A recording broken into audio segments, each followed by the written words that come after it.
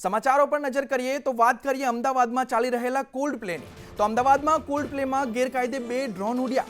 મંજૂરી વિના ડ્રોન ઉડાડવા 2 લોકો વિરુદ્ધ ફરિયાદ નોંધાઈ છે। આ લોકો મંજૂરી વિના ડ્રોન ચલાવતા હતા। નો ફ્લાય ઝોનમાં ડ્રોન ઉડવા જોવા મળ્યા હતા। રિવરફ્રન્ટ પરથી ડ્રોન ઉડાવતા 2 લોકોને ધરપકડ કરવામાં આવી છે। ક્રાઇમ બ્રાન્ચે ગુનો નોંધી તજવીજ હાથ ધરી છે। અમદાવાદમાં કોલ્ડ પ્લેમાં ગેરકાયદે 2 ડ્રોન ઉડ્યા છે। મંજૂરી વિના આ લોકો ડ્રોન ઉડાવતા હતા। નો ફ્લાય ઝોનમાં ડ્રોન ઉડાડતા જોવા મળ્યા। રિવરફ્રન્ટ પરથી ડ્રોન ઉડાડવા મુદ્દે 2 લોકોને ઝડપી પાડવામાં આવ્યા છે। તો ક્રાઇમ બ્રાન્ચે ગુનો નોંધી આગળની તજવીજ હાથ ધરી છે। નો ફ્લાય ઝોનમાં ડ્રોન ઉડાડતા જોવા મળ્યા હતા લોકો।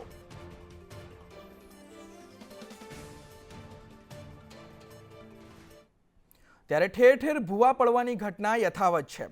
તો વાત નડિયાદની કરીએ તો નડિયાદમાં કબ્રસ્તાન ચોકડી પર ભૂવો પડ્યો છે।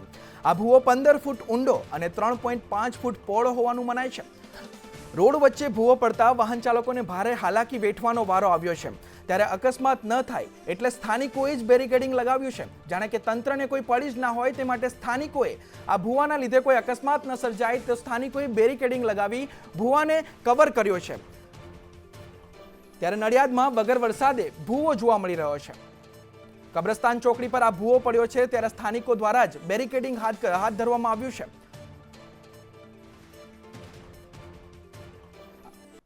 વાત અમરેલીની કરીએ તો અમરેલીમાં જાહેર રોડ પર કાયદાનો ઉલાળ્યો જોવા મળ્યો।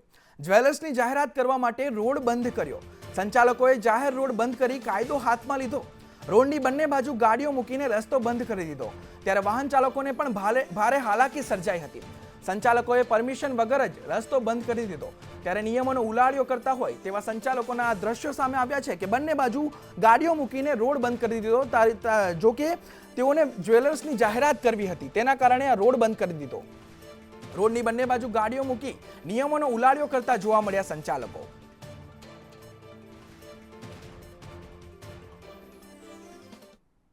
વાત T20 મેચની કરીએ તો ભારત ઇંગ્લેન્ડ વચ્ચે ત્રીજી T20 રાજકોટમાં રમાશે। ત્યારે ટીમ ઇન્ડિયા રાજકોટ પહોંચી ચૂકી છે। ત્યારે ઢોલ અને નગારાના તાલે ઢોલ અને ગરબાના તાલે પણ ખેલાડીઓનું સ્વાગત કરવામાં આવ્યું છે। હોટેલની બહાર ક્રિકેટ રસિયાઓ ઉમટ્યા। ખેલાડીઓની ઝલક માટે લોકો ઉમટ્યા જોવા મળ્યા। આવતીકાલે બંને ટીમ પ્રેક્ટિસ કરશે। ટીમ ઇન્ડિયાને ડિનરમાં કાઠિયાવાડી ભોજન પણ પીરસાશે। બ્રેકફાસ્ટમાં ફાફડા, જલેબી, દહીં અને પરોઠા પીરસાશે। ત્યારે મોટી સંખ્યામાં જનમેદની ઉમટી હતી। હોટેલની બહાર ક્રિકેટ રસિયાઓ ઉમટ્યા હતા અને ક્રિકેટર્સનું સ્વાગત કરવામાં આવ્યું। ત્યારે હાલ ક્રિકેટર્સ રાજકોટ પહોંચી ચૂક્યા છે। ત્યારે ખેલાડીઓની એક ઝલક જોવા માટે મોટી સંખ્યામાં લોકો ઉમટ્યા હતા। ત્યારે આવતીકાલે બંને ટીમ પ્રેક્ટિસ કરશે।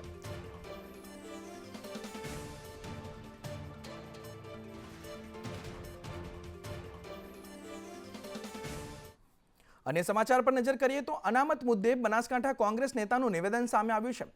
નૌકાબેનના નિવેદન પર મુકેશ ચૌહાણની પ્રતિક્રિયા સામે આવી છે। મુકેશ ચૌહાણે કહ્યું કે દલિત સમાજનું નહીં આ બાબા સાહેબનું અપમાન છે। પ્રજાસત્તાક દિને બંધારણ અમલમાં આવ્યું હતું। ભાજપના વિચાર અને વાણીમાં ફેર જોવા મળ્યો છે। ત્યારે નૌકાબેનના અનામત મુદ્દેના નિવેદન પર કોંગ્રેસના મુકેશ ચૌહાણનું નિવેદન સામે આવ્યું છે। તેઓએ કહ્યું કે દલિત સમાજનું નહીં આ બાબા સાહેબનું અપમાન છે। ભાજપના વિચાર અને વાણીમાં ફેર જોવા મળી રહ્યો છે અને પ્રજાસત્તાક દિને બંધારણ અમલમાં આવ્યું હતું। આજે એવું એમને સ્પીચમાં એવું બોલ્યા છે કે જે બાબા સાહેબે જે બંધારણ આપ્યું છે ને એમાં બંધારણના અંદર જે જોગવાઈ છે એમાં જે અનામતની જે પ્રથા દાખલ કરવામાં આવી હતી એ અનામતની પ્રથાને દૂર કરવી જોઈએ અને તે માથાનો કંટાળાજનક એમને એવો શબ્દ વાપર્યો। તો જો આ જે દલિત અને પછાત વર્ગના કચડાયેલા વર્ગ માટે જે અનામતના અંદર જે જોગવાઈ આપવામાં આવી છે બાબા સાહેબે અને એ વખતની જે સરકારની દ્વારા ત્યારે એનો વિરોધ કરવાનો એમનો હેતુ શું?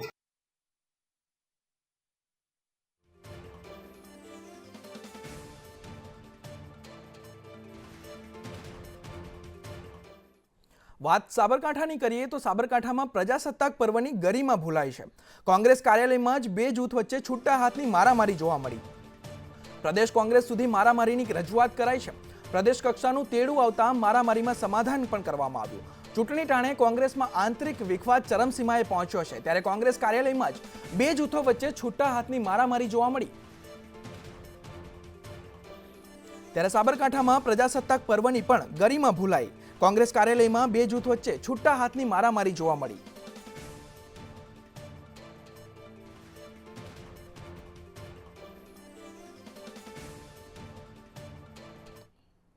છોટાઉદેપુર જિલ્લા કોંગ્રેસના આક્ષેપોને ભાજપ મંત્રીએ ફગાવ્યા.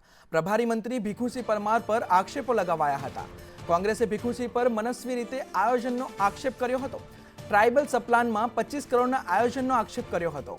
ભીખુસિંહે આયોજનમાં માત્ર 3 કરોડના ફેરફારની વાત કરી. ભીખુસિંહે કોંગ્રેસના આક્ષેપોને પાયાવિહોણા ગણાવ્યા અને તેમણે કહ્યું કે પદાધિકારીઓની સંમતિથી આયોજનમાં ફેરફાર કર્યો હતો. ભીખુસિંહે તમામ આક્ષેપોને ફગાવ્યા છે.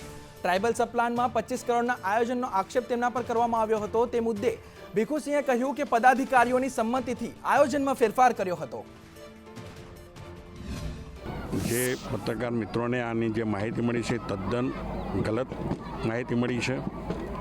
મનસ્વીપણે કોઈ જ આયોજન કરવામાં આવ્યું નથી. માત્ર ને માત્ર જે 25 કરોડ રૂપિયા છાપવામાં લખ્યા છે એની સામે માત્ર 3 કરોડ રૂપિયાનું જ ફેરફાર કરવામાં આવ્યો છે અને એ પણ પદાધિકારીઓને કહેવાથી અને મિટિંગમાં જે ચર્ચા થઈ છે એના અનુસંધાનમાં આટલું જ ફેરફાર થયો છે.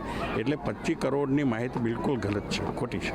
કોંગ્રેસે જે આક્ષેપ કર્યો છે તે ખોટો જ છે, તદ્દન પાયાવિહોણો છે અને અમારી પાસે તો પ્રૂફ છે. અમે તો એવિડન્સ સાથે વાત કરી છે. તો આ તરફ ગીર સોમનાથ જિલ્લાના કોડીનાર ખાતે અનોખી ઘટના બની. કોડીનારની એક હોસ્પિટલમાં 50 વર્ષીય મહિલાએ 2 નવજાત પુત્રોને જન્મ આપ્યો. આજથી 3 વર્ષ પહેલા કોડીનારના દુદાણા ગામના ચૌહાણ પરિવારનો એકનો એક 19 વર્ષીય નીરવ ચેન્નાઈ ખાતે એરફોર્સમાં ફરજ બજાવતો શહીદ થયો હતો. આજે આ પરિવારમાં નીરવ પાછો આવ્યો હોય તેવી ખુશી જણાતી હતી. ત્યારે આ ખુશીને તાલુકાભરના આગેવાનોએ હોસ્પિટલ ખાતે પહોંચી શહીદને શ્રદ્ધાંજલિ આપી ગણતંત્ર દિવસની ઉજવણી કરી. મારા ઘરે 2 બાબાનો જન્મ થયો એ પહેલાં મારો દીકરો નીરવ ચૌહાણ 2022ની અંદર શહીદ થયો હતો. આજે જે મારો નીરવ શહીદ થયો એની જગ્યાએ મને 2 નીરવ આપ્યા છે અને હજી પણ હું એવું વિચારું છું કે મારા દેશ ખાતર મારા જરૂર પડશે તો મારા દીકરાને ફરી પાછા એકને ત્યાં હું મોકલીશ. આજે રોજ એમની ઘરે 2 બાબાઓનો જન્મ થયો છે. ટ્વિન્સ હેલ્ધી, બંનેના વજન 2.5 કિલો અને એકદમ સરસ. એટલે જે પણ ભારત માતા એમનો એક બાબો લીધેલો તો એને બદલે એમને 2 બાબા આપ્યા છે. 26મી જાન્યુઆરીએ કે 2 પુત્રોના જન્મ થયા છે. આજે 26મી જાન્યુઆરીની જે ખુશી છે એ આજે અમે બધાએ નક્કી કરીને આજે હોસ્પિટલ માટે આવી અને ખુશી બધી વ્યક્ત કરી છે. અને અહીંયા સૌથી સારામાં સારું અને કોડીનાર તાલુકા માટે ગૌરવ લેવા જેવી વાત છે. અન્ય સમાચાર પર નજર કરીએ તો ગુજરાતના સાબરકાંઠા જિલ્લામાં એક એવું ગામ છે જ્યાં ઘરે ઘરે દેશભક્તો જન્મે છે. અહીંના યુવાનોની રગરગમાં દેશભક્તિ વહે છે. ભારતનું કોઈ પણ સુરક્ષા દળ હોય એમાં તમને આ ગામનો એક યુવાન ફરજ બજાવતો ચોક્કસપણે જોવા મળશે જ. આ ગામ છે વિજયનગર તાલુકામાં આવેલું કોડિયાવાડા, જે ગામમાંથી 700 જેટલા લોકો દેશની સેવામાં જોડાયેલા છે. તો અત્યાર સુધી આ ગામના 200થી વધુ જવાનો નિવૃત્ત થયા છે. 26 જાન્યુઆરી હોય કે પછી 15મી ઓગસ્ટ હોય, ત્યારે ગામમાંથી યુવાનો અને યુવતીઓ સાથે ગ્રામજનો સૌ ભેગા મળી દેશની બોર્ડર પર રક્ષા કરતા ગામના સૈનિકોને યાદ કરતા હોય છે. હાલમાં દીકરા જ નહીં પરંતુ દીકરીઓ પણ દેશની સેનામાં જોડાવા માટે મહેનત કરી રહી છે.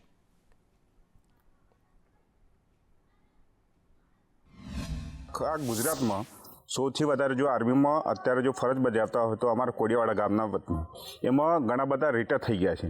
અને અત્યારના જે નવયુવાનો છે એ પણ દેશની સેવા કરવા માટે એટલા તત્પર છે.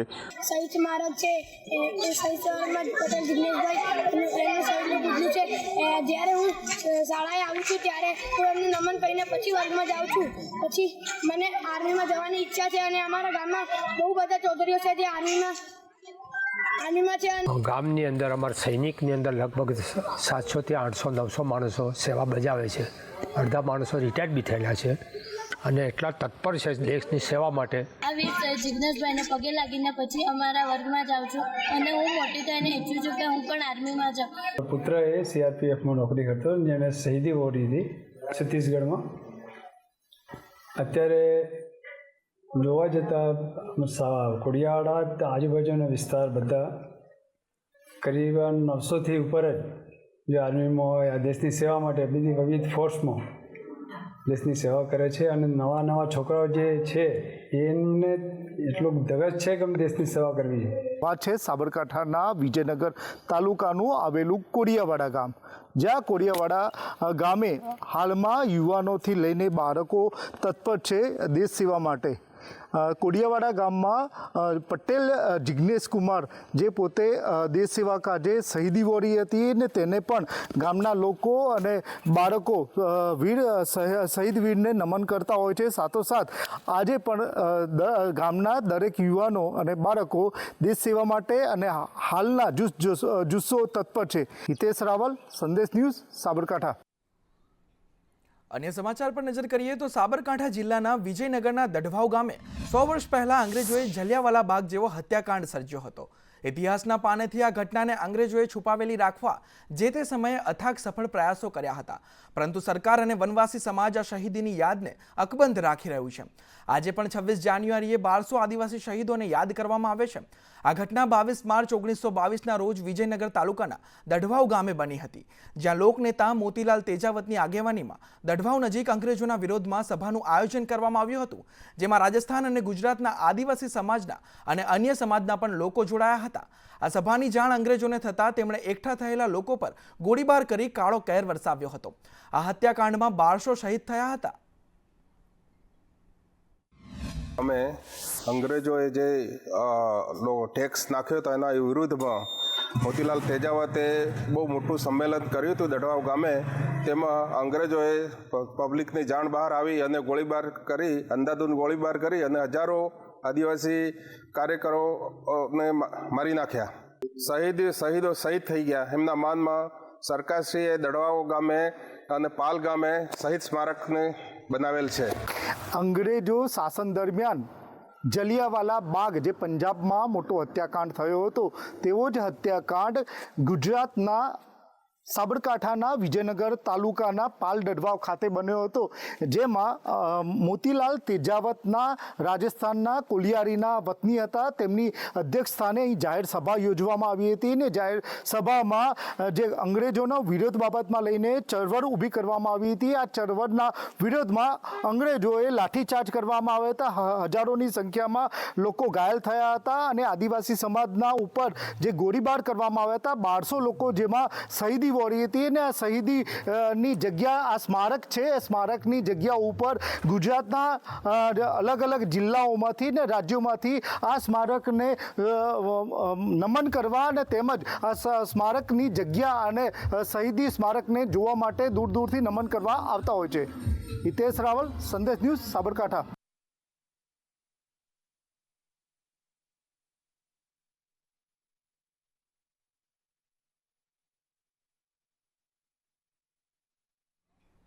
વાત નવસારીની કરીએ તો નવસારીમાં 76મા ગણતંત્ર પર્વની અનોખી ઉજવણી કરવામાં આવી છે, જેમાં દેશના વીર જવાનોની શહીદીને યાદ કરી સ્મશાનમાં રક્તદાન શિબિરનું આયોજન કરવામાં આવ્યું હતું.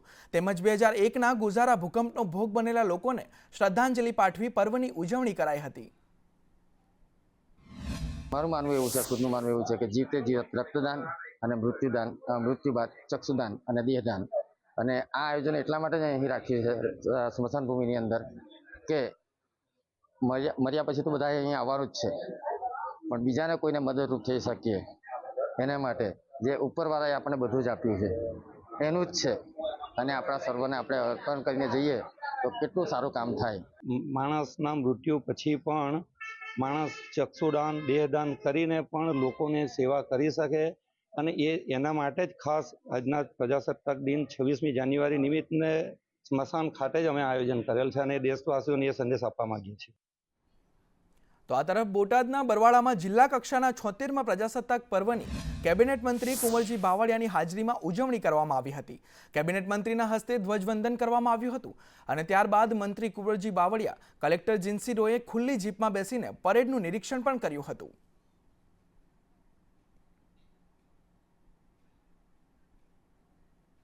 તો પંચમહાલના શહેરામાં જિલ્લા કક્ષાના 76મા પ્રજાસત્તાક પર્વની ઉત્સાહભેર ઉજવણી કરાઈ હતી.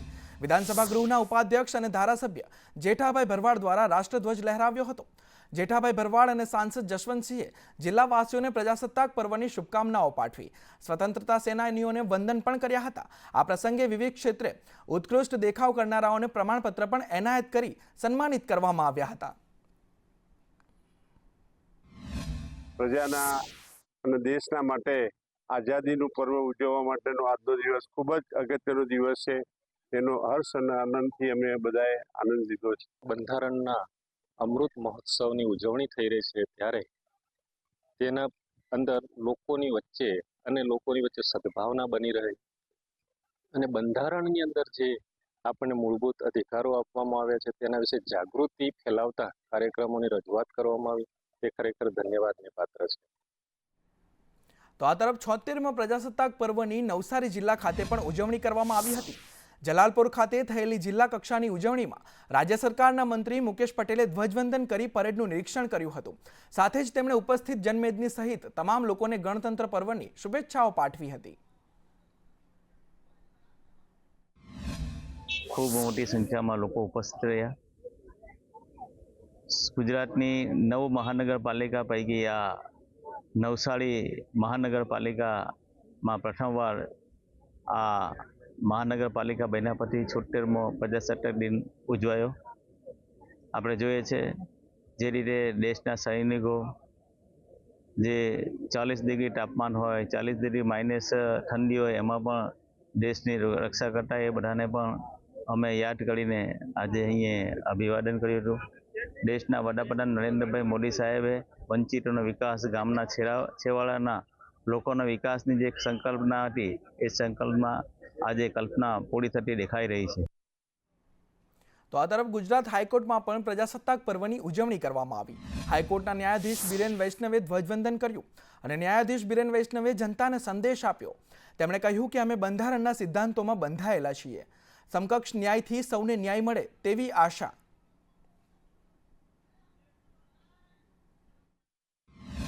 આપણું બંધારણ આજે આપણે સ્વીકાર્યું હતું અને ન્યાયપાલિકા તરફથી મારે એક સંદેશ કહેવાનો છે કે અમે પણ બંધારણના સિદ્ધાંતોમાં બંધાયેલા છીએ અને એક્ઝિક્યુટિવ ચેરમેન GSLSA પણ હું છું એટલે મને નાલસાના જે ગીતોના શબ્દો છે કે એક આસમાં મુઠ્ઠી મેં એક મુઠ્ઠી આસમાં પર હક હમારા भी तो है એ સમકક્ષ ન્યાયથી બધાને ઇક્વાલિટી મળે એ જ મારો સંદેશ.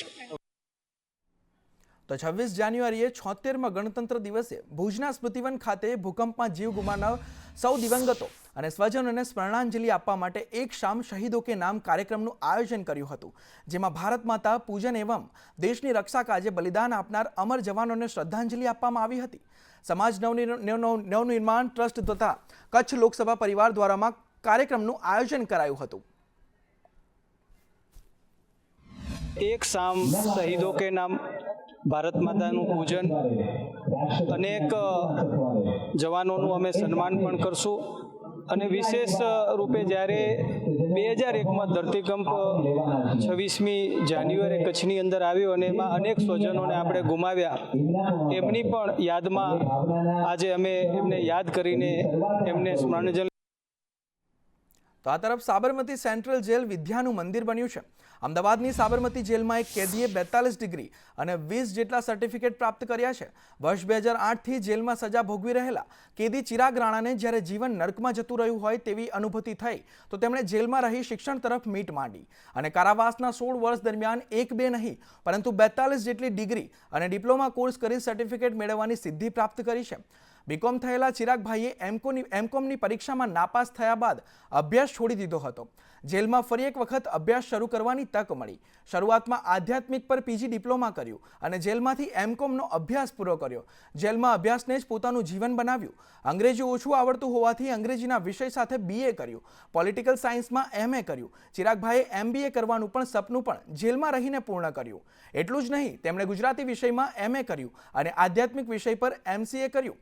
5 માસ્ટર ડિગ્રી સહિત 42 જેટલા સર્ટિફિકેટ મેળવીને જેલમાં શિક્ષણ ક્ષેત્રે ઇતિહાસ સર્જ્યો છે. તો હું સ્ટડીમાં જ મારું ધ્યાન રાખું, એટલે મારું ધ્યાન બીજી કોઈ ઇતર પ્રવૃત્તિમાં ના થાય અને સ્ટડી કર્યા કરું, જે મને કદાચ છૂટ્યા પછી બી કોઈક રીતે કામમાં આવે. તો મેં ભણવાનું ચાલુ કર્યું, તો મેં BA કર્યું ઇંગ્લિશ મીડિયમ વિથ ઇંગ્લિશમાં, પછી MA કર્યું પોલિટિકલ સાયન્સમાં, પછી ફરીથી MBAની એન્ટ્રન્સ એક્ઝામ લીધી ઇગ્નોવાળાએ, તો એમાં પણ હું ઉત્તીર્ણ થયો. તો MBAનો કોર્સ પણ મારા હમણાં પતી ગયો. એટલે ઓલ ઓવર ઇન્ડિયામાંથી હું એમ કહી શકું કે મેં 5 માસ્ટર ડિગ્રી લીધી હોય એવો કદાચ હું એક જ પ્રિઝનર હોઈશ કે જેને આટલી ડિગ્રી મેળવી હોય. એટલે MCOM કર્યું, MA કર્યું political science, MA Gujarati, MBA કર્યું HRમાં અને MSc આધ્યાત્મિકતા એટલે વેલ્યુ એજ્યુકેશન એન્ડ સ્પિરિચ્યુઆલિટી. એ સિવાય ડિપ્લોમામાં જર્નાલિઝમનો કોર્સ કર્યો છે, વેલ્યુ એજ્યુકેશન એન્ડ સ્પિરિચ્યુઆલિટીનો કોર્સ કર્યો છે અને ટેકનિકલ કોર્સ જે આવે એટલે બેકિંગના આવે, હીરો સર્વિસ આવે, હીરો મોટો બાઇકની સર્વિસ, તો એવા બધા પણ મેં કોર્સ કરેલા છે અંદર રહીને. એટલે મેં અંદર રહીને મારું જીવન નવી વસ્તુઓ શીખવામાં, સ્ટડી કરવામાં એવી રીતે જ મેં પસાર કરેલો છે મારો સમય. તો વાત અમદાવાદની કરીએ તો અમદાવાદના GMDC ખાતે યોજાયેલા હિન્દુ આધ્યાત્મ મેળાનું સમાપન થયું છે. ત્યારે આ પ્રસંગે વિવિધ સાંસ્કૃતિક કાર્યક્રમોનું આયોજન કરાયું હતું, જેમાં ઘાટલોડિયાની કેલોરેક્સ ફ્યુચર સ્કૂલના બાળકોએ દેશભક્તિના ગીતો પર અદ્ભુત પરફોર્મન્સ આપ્યું, જેને જોઈને દર્શકો પણ મંત્રમુગ્ધ થઈ ગયા હતા.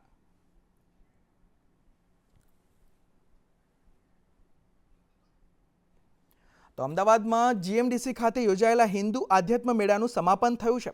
ત્યારે આ પ્રસંગે વિવિધ સાંસ્કૃતિક કાર્યક્રમોનું આયોજન કરાયું હતું, જેમાં ઘાટલોડિયાની કેલોરેક્સ ફ્યુચર સ્કૂલના બાળકોએ દેશભક્તિના ગીતો પર અદ્ભુત પરફોર્મન્સ આપ્યું હતું અને આ પરફોર્મન્સ જોઈને ત્યાં બેસેલા સૌ કોઈ મંત્રમુગ્ધ થઈ ગયા હતા. બાળકોએ દેશભક્તિના ગીતો પર પરફોર્મન્સ કર્યું હતું.